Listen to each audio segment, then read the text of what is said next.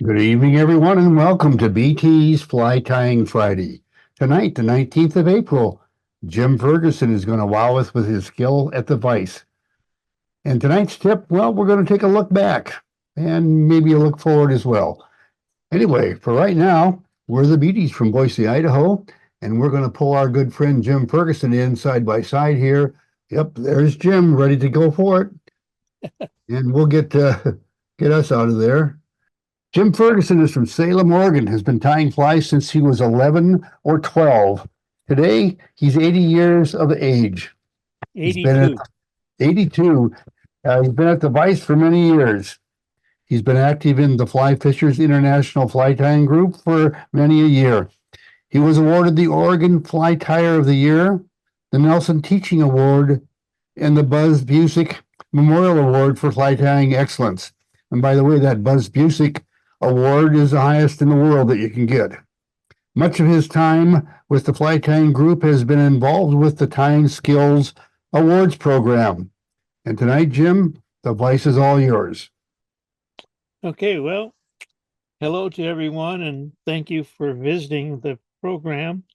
Uh, Al asked me what I wanted to tie, and I came up with this, what's called a twisted squala, and it is shown along with step-by-steps in the most recent Fly Tyer magazine, tied by John Shewey. But the reason I chose this particular pattern is that it has almost well, a lot of different techniques. And it looks like this. Some people were asking in the last program how you put a hair wing on. And this one does have a hair wing. And I've got about at least five different ways of putting a hair wing on a fly. And this has you can see the foam on the back of the fly, the foam for the stone, this part right here represents the egg sac because stonefly eggs are black. And then you've got a technique in forming this head up here. And then it's also got the rubber legs. And when we're tying flies, quite often we cinch down the legs and and they get up there like this. And so we need to learn how to put the legs on and what we can do to keep them kind of looking like in the right directions. And it's just a Tiemco 200R size 6 hook. You can use, you can go different sizes too. The thread black. I didn't say what size, but I'm going to get into that. Uh, I, I usually tie with 8/0 UTC. When you're using foam, sometimes you want to use a different size thread. In Shewey's recipe, he called it a butt, but it's actually the egg sac in the back. The body, yellow yarn and peacock that you twist into a rope. And then the wing is a natural brown bucktail, and legs, round rubber legs, abdomen, golden yellow, dubbing. And then he's got something, he called it an abdomen, but I think it's the thorax. That's the golden yellow dubbing up front here. And then he's got something called a cider. It's a fluorescent orange. In mine, because of the light there, you can see the orange color. That actually looks better. Um, but this is a fluorescent orange color. So what I'm going to do is to start the tying.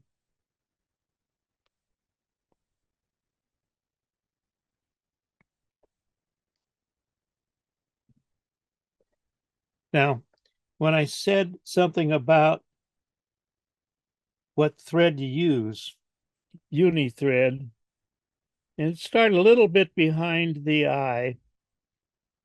And I do mine a little bit different than Shewey does.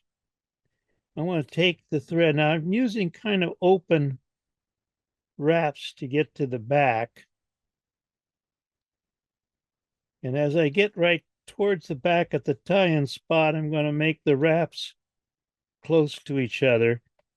And when I hang the thread down, you can see where the thread is right at the throat of the what used to be the barb. I did debarb this hook, at least I bent it down.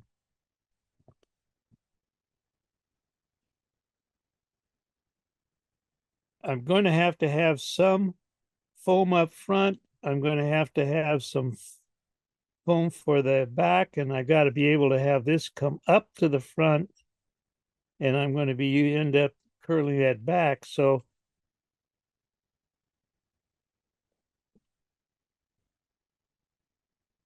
I want to have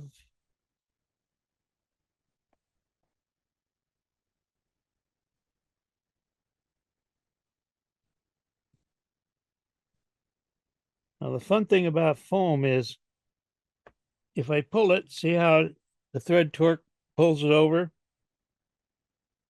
One way to stop some of that from happening is to go underneath and anchor that thread and then come back up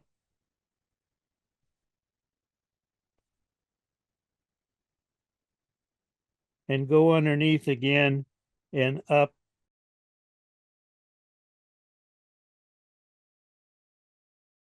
Then you go back, leaving these little bumps in here like this.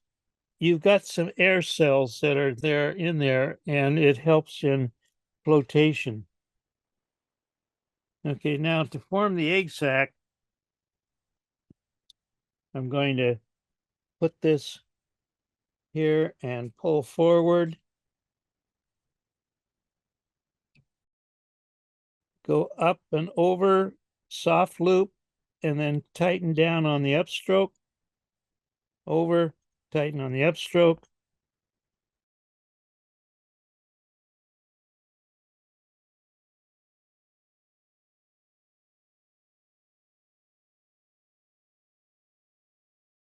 Now the squala is not common to a lot of waters.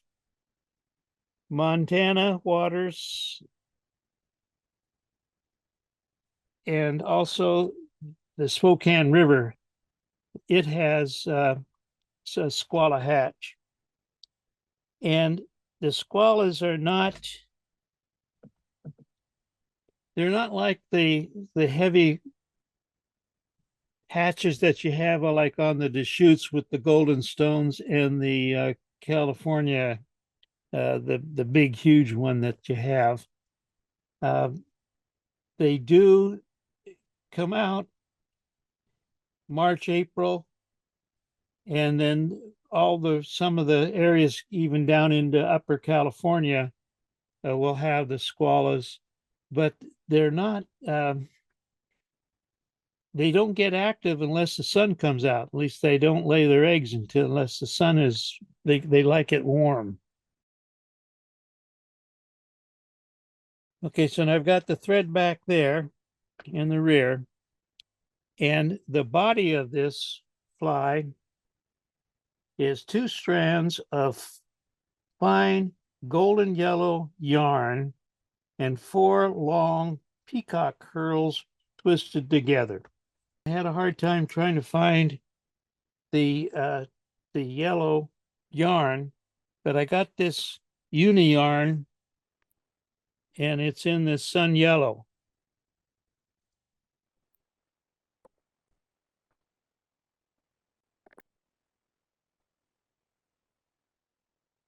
Okay, so there's my 2 pieces of yarn.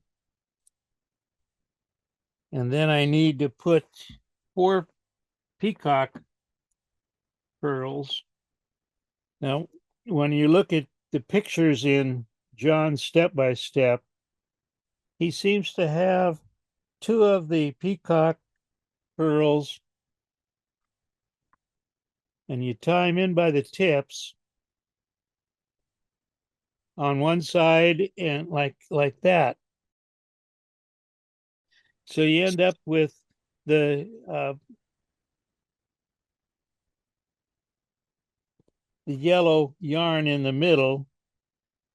So quite often I will mount things and hold on to that, come up, make a soft loop in there, come down, around, and tighten on the upstroke.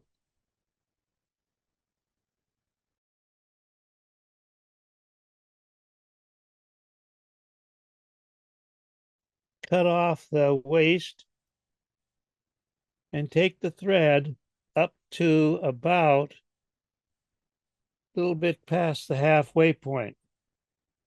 So what I want to do is to twist this thing clockwise,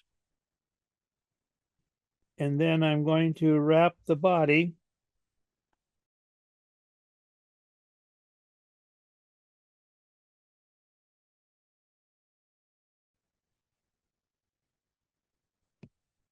and I'm not too worried about getting an even coloration in there because the squala is kind of modeled in its body coloration. Now, quite often I will use glue in between steps to help making sure things stay where they should. And I use that healthy hoof stuff.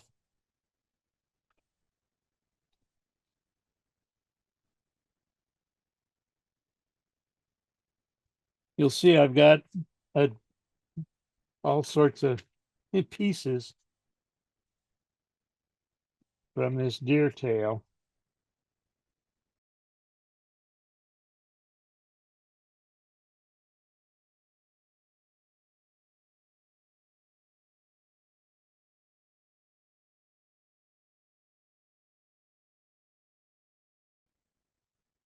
Here's a bucktail. And when you look at it from the back, quite often, you sometimes want to get some of the hair up in here. And so you're peeling out, you're trying to grab a hold of a bunch of hair, and you end up cutting a lot and wasting it to get to the piece that you want. Well, this part, you can almost take this and divide it into thirds. And this part of the bucktail down here is got a bunch of hollow, and when you push on it, it does a lot of flaring. And that's because the bases of these fibers are heavy, and it's real good if you want to do something where you want to make it all come out and trim to make a nice deer head. And then right in here, this group of hair isn't as hollow on the base, and the tips don't really flare very much when you press on them. And then these up here are almost all solid rather than hollow. So if you take this thing and you kind of divide it into thirds, what you do is you take it and you break it. And there's a chunk that is basically non-flaring deer hair. And then take down here and break it. And this doesn't flare very much either, but you got some nice length to it and fine fibers. And then this part here, down here, this is the part that really flares on you. But you got nice length there on that particular one. So almost every deer tail I get, I will do that so that I basically have, you can see where these would fit together. And I got the tip of it right here, and it would fit right in there. So I can get right to this hair and I don't have to worry about it flaring. So what I'm going to do is I want some brown. So I'm going to go on this side of it, get my hair stacker nearby, and I'm going to, with serrated scissors, cut a chunk of the deer hair.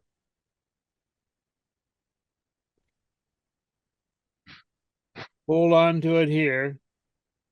And I'm going to, now the humidity and stuff in where I live, I don't have to worry about, at least not today, I don't have to worry about static electricity.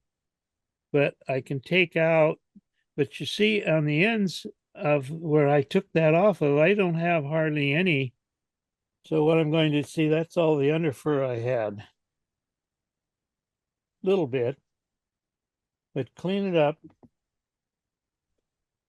Grab a hold of this end, and you can see that there's a white one there, so I'll take it out. Now I'm going to put it into a stacker. And sometimes you'll find that it doesn't stack real well, but that's why you can preen it out.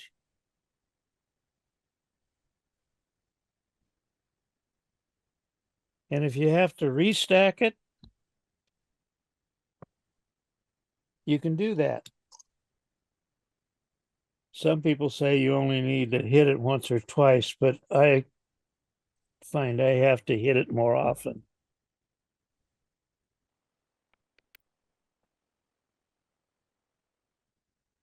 Now, we don't want a real wide wing or heavy wing.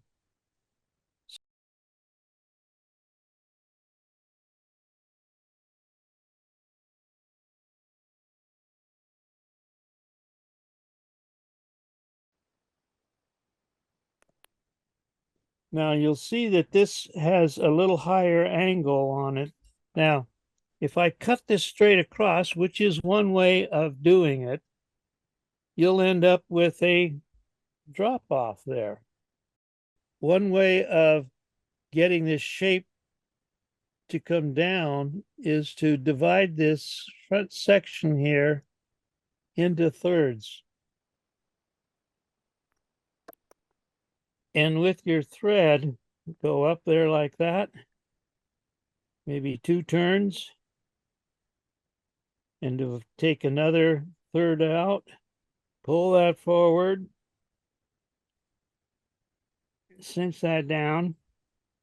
Okay, now you can go back with your scissors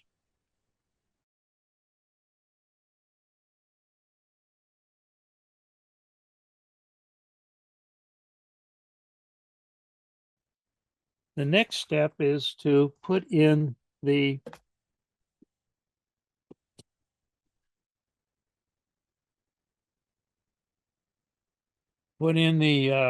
Shewey's recipe called for I think it was brown silver barred round rubber legs. And I didn't have any of that. But the closest to the brown was this shrimpy, what they call the shrimpy stuff. They're not round, these are flat. Now there's all sorts of, if you had 5 different people tying legs on, you'd have 5 different ways of doing it.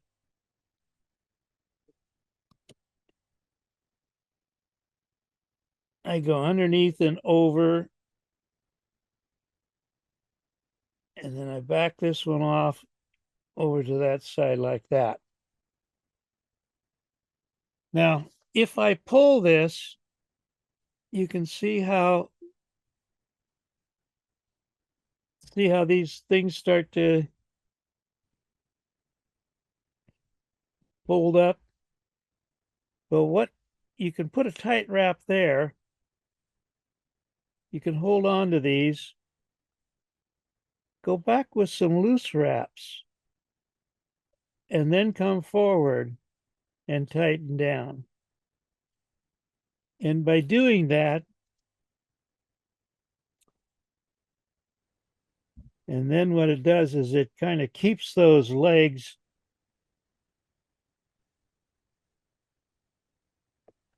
from jutting out and back. The fun of having all these legs, they end up catching everything. So you're smart to cut them to the length you want now.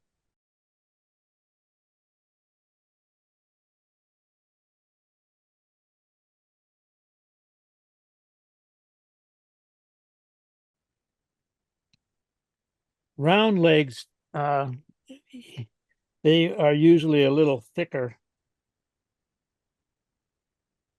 than the flat ones. And at this point, I usually will go ahead and put some glue.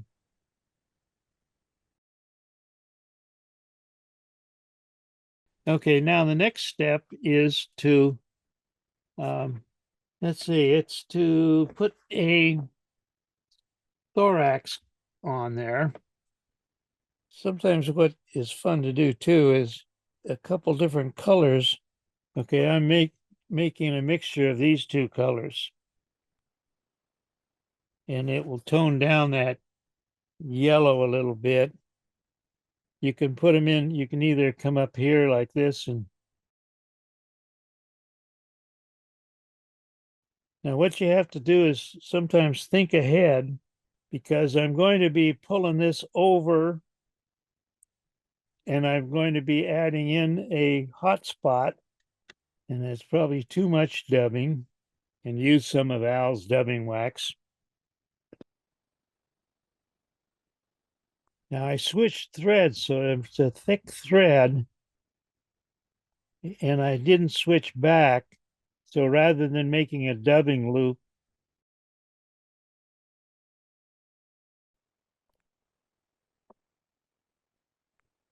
I want to get one wrap behind the legs, rear legs.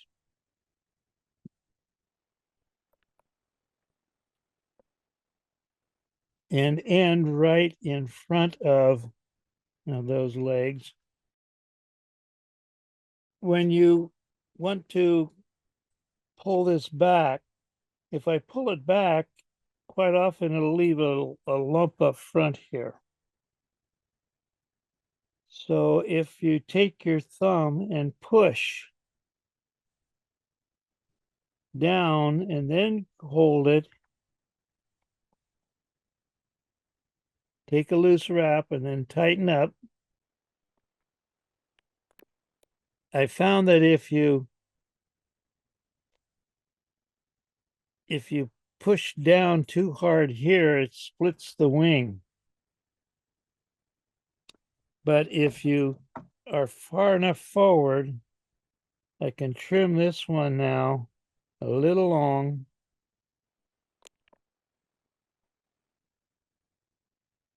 And then I do the same thing with this, but push with your thumb.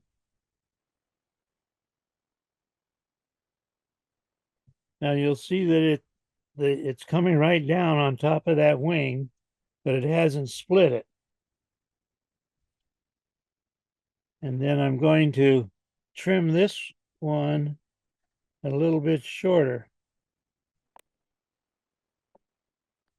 Now that hot spot, this is just egg yarn, fluorescent egg yarn, and you don't need very much of it. And what I'm doing is I'm putting the egg yarn underneath the thread and then coming up like this into that spot.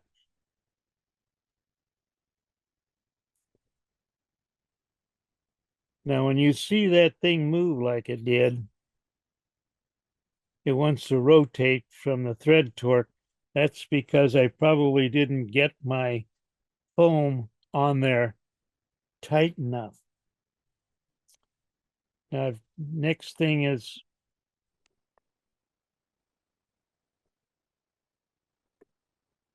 putting a whip finish.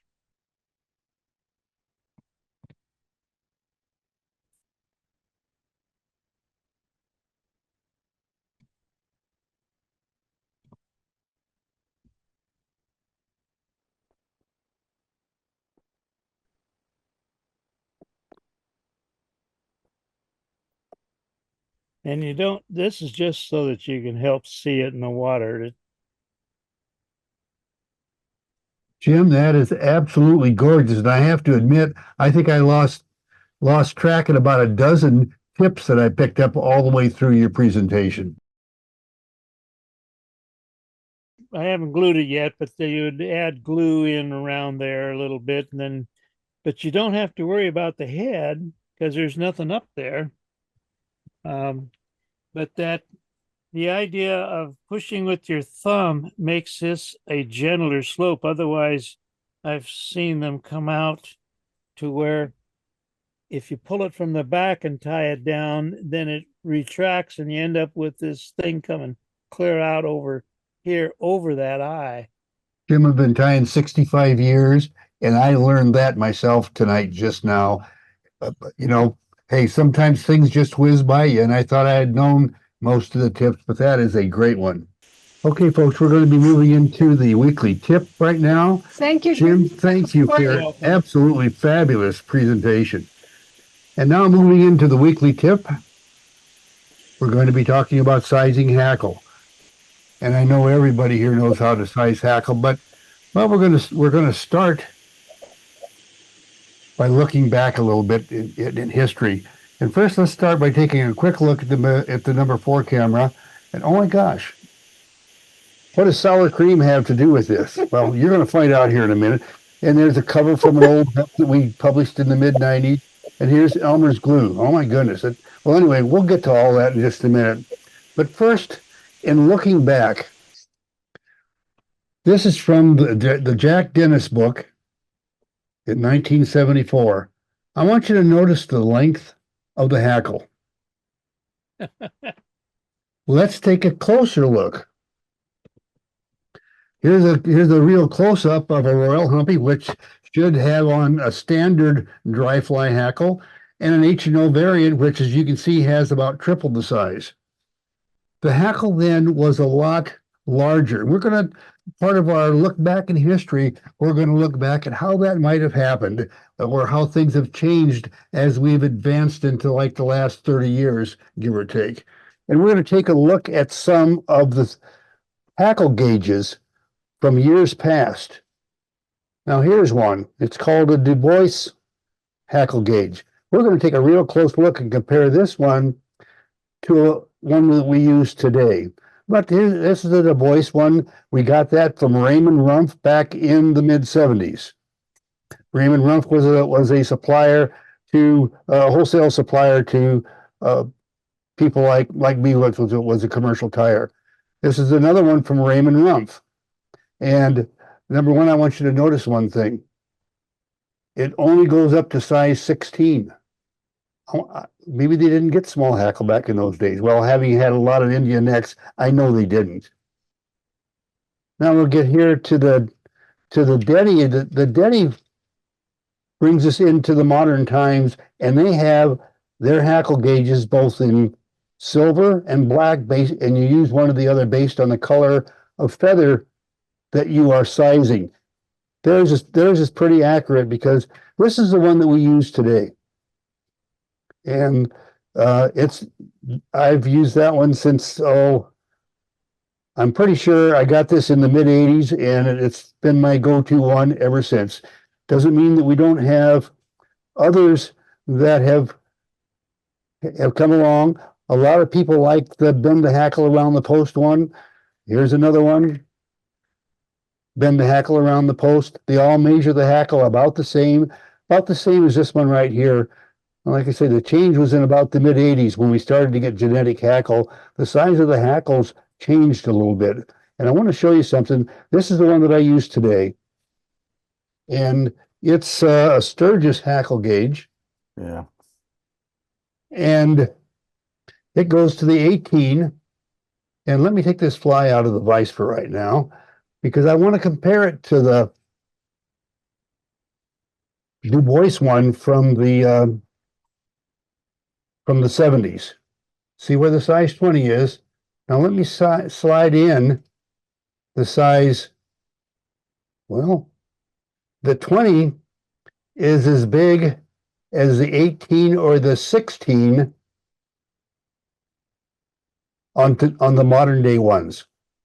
And that's the things that we find. You notice back in the pictures that we looked at just a few minutes ago from a book in 1974, it was a Jack Dennis book. The size of the hackle was much larger than it is today. They even measured it with larger gauges. And the length was a lot shorter. Oh, absolutely. Yeah. The feather It length. wasn't uncommon to take 5 and 6 feathers to hackle a fairly hackled heavy dry fly. But anyway, this is the one I really like. I'm not real fond of the ones where you bend them around the post. I sell them. I sell the ones that you bend them around the post.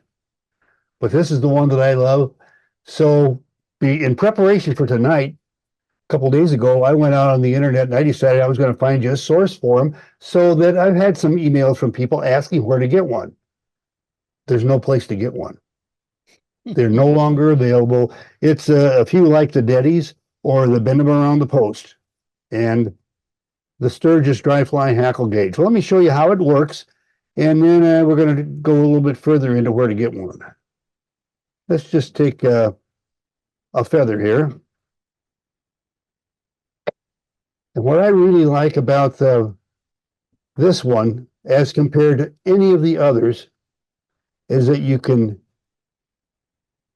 take the feather and slip it on there, and you can slide it up and down. And you can say, oh boy, that's not a 12. That's not a 14. Oh, and in fact, you can see the barbs go beyond the one side there. So that's about a large 16. It doesn't quite make 14. Not much difference there. But I just love this, that I can slide up and down, and I can just put everything. I usually size everything right at the 12 mark and immediately know if I got to go up or down in the sizing.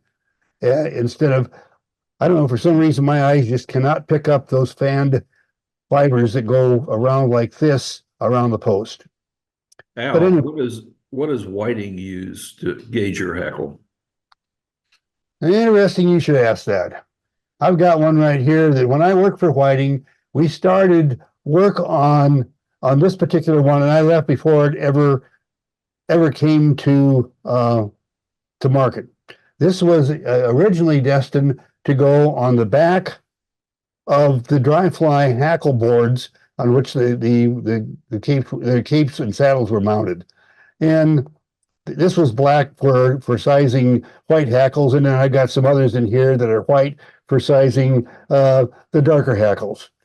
Anyway, what they did is after I left, they got a bend them around the post one, a really nice one, made out of stainless steel that they offer for sale.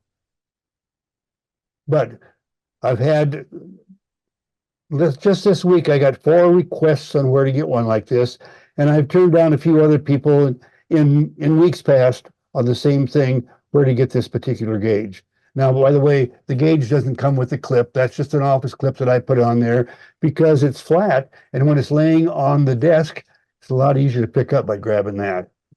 But anyway, let's go take a look at something here. That's a picture of my website. See where it says Sturgis hackle gauge down there in the center? Just one entry from the top. Can't miss it. It's got a red arrow. And well, the red arrow won't be on the website when you get there, Okay. but you'll find the hyperlink that takes you to a page that looks like this. And you will click that link and hit your printer button, and it'll print you out a gauge already sized to be absolutely the perfect length and everything. And I just spent 3 hours getting it that way. I know it's going to be okay, no matter where you print it out.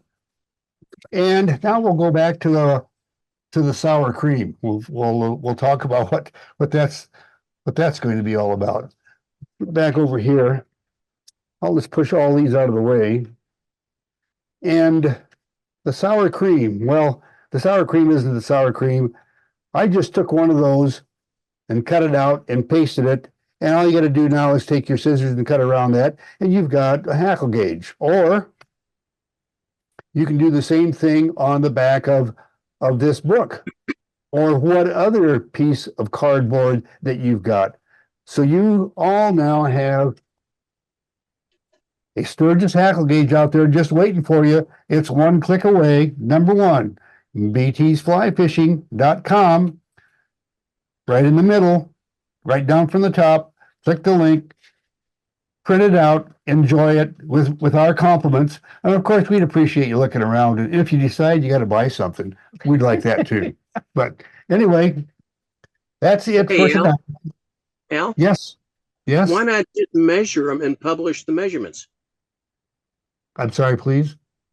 Yeah, you know, you got the hook size 2, 4, 6, 8, 10, 12. Why not just measure the length of the hackle and publish those numbers? I guess Right. I'm lost as to what you're trying to ask me. I understand so the you English got- language, but I don't understand what you're telling me. You got your gauge, right? And you got, let's say, a size 14 hook. If you Okay. measure from one side of the gauge to the other side of the gauge across the size 14 hook, maybe that's 3 millimeter. Why not just publish that? So size 14 hackle is 3 millimeter long. Then you can make your Okay. own gauge. Okay, well, good. They Do can it. do that, or you can just go to my website, which I'm trying to get you to my website, and print one out for nothing. Anyway, I'll go to your website, Al. Sorry. oh, okay, Hey, Al, yeah, you know, I've got this Shane Stallcup's today's hackle gauge.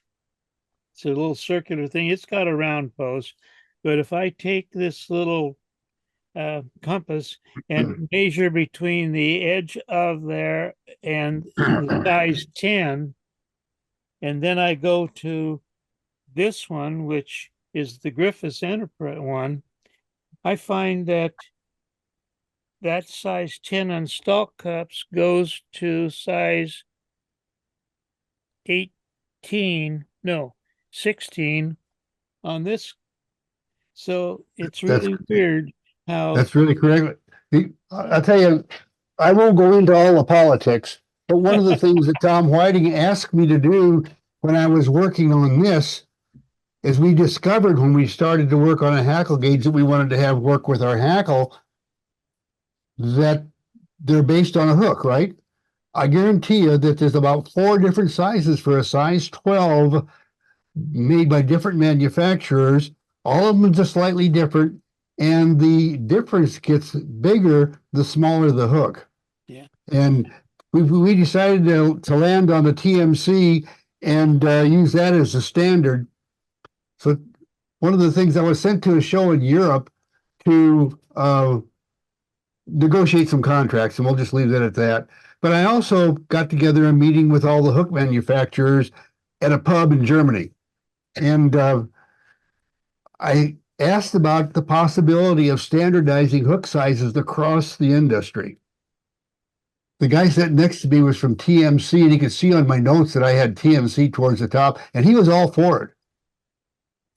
And when I started to talk about the others having to change, all the people that were for it was against it because of course their hook was the one that was going to have to be the basis of the gauge, and the heck with everybody else. Yeah. So anyway, you're right, Jim. The gauges that you're looking at, you are going to find everything under the sun different. That's why I've stayed with the one that I've got, is that if I want consistency in my product, I have to measure it consistently. Yeah, I did want to show you this. What I've done is I took your suggestion a long time ago and sat down and did my sizing, Yes, good idea. and then I put it into these boxes.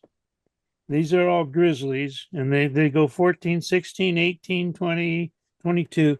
And all of these boxes up here are, I want furnace, brown, dun, black, light blue done.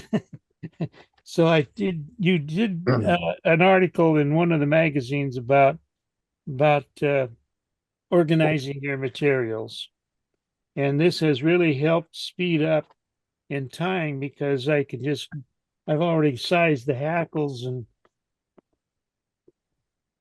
Well, you can see behind us there on the shelf a stack of those same boxes, and we're the one who wrote the article. And thank you, Jim. Except we've only got about 20 of those boxes, and it looks to me like you've got about 50. well, You got a few. these have hooks in them. Oh, okay, great. Anyway, before we leave the tip section, any other questions or comments? Al, this is Neil. Yeah. Couple things. This is the whiting one that I was able to buy, and it's got the post. So that's the whiting one. And a couple things that I wanted to say.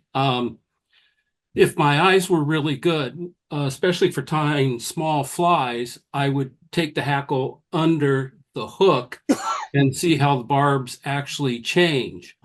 All good. Everybody has their own idea of what's the best, but you know what we use, and Yep. at least our flies will always be consistently right or wrong, whichever way you want to look at it. For sure. Jim Ferguson, it's good to see your Scott decal back there because that's a whole wall full behind me. Oh, got it. Love it. Anything Hey, Al, else? can I folks? ask one question real quick? Yeah. Okay, if all the hooks are different and all the gauges are different, then it seems to me that your better gauge would be to measure the hackle based on the hook you're tying your fly on, wouldn't it? That's exactly. Of course, I always tie on the same hooks, and those hooks, that's what the gauge that I've got, right or wrong, is the gauge that I use in relation to those hooks, and it's about the correct size that we want. So, And Gotcha. when we pre-size our hackle, you know that not every barbule on that hackle is going to be that size. yeah. So when we select hackles, I often do take it and bring it up under just to check where I want to start tying. Yeah, for sure. And then I may cut the rest of it off and put it a size higher in the box or something. So you kind of just work through it. Okay, Because the folks. basic rule of thumb, the hackle needs to be 1.5 times the gap of the hook. Is that right? Exactly. Correct. It's Yep. except on some patterns. Except- Yeah, there's always an except. As an example, a stimulator is one that's got a smaller hackle on it, as an example. But anyway, let's go to the sharing section if we're going to be getting into that part of it. Pardon me? This is Little John. I was just curious with the differences in the hackle sizes. How does that affect the competition fly inspections as far as whether the hackle is too short or too long on the hook that they're tying?